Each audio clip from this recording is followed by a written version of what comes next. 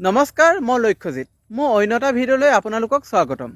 আপুনি যদি মোৰ ভিডিঅ' প্ৰথমবাৰৰ বাবে চাইছে তেন্তে পেজটো ফ'ল' কৰি ল'ব, যাতে নতুন ভিডিঅ' গুৰুত্বপূৰ্ণ কিছুমান তথ্য আপুনি প্ৰথমে চাব পাৰে। গতিকে ভিডিঅ'টো শেষলৈকে চাওক। আপুনি জানেনে IAS অফিচাৰ আৰু IPS অফিচাৰ মাজত আচলতে কি পাৰ্থক্য আছে? এইজন হৈছে IAS অফিচাৰ আৰু এইজন হৈছে IPS অফিচাৰ।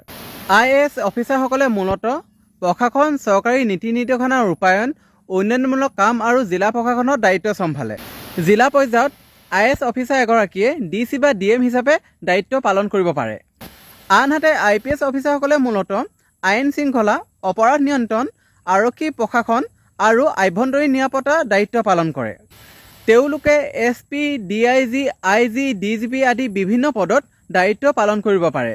অৰ্থাৎ IAS অফিচাৰ এগৰাকীয়ে জিলা আৰু চৰকাৰী প্ৰশাসন চলোৱা কাম কৰে, IPS অফিচাৰে আৰক্ষী আৰু আইন শৃংখলা ৰক্ষা কাম কৰে।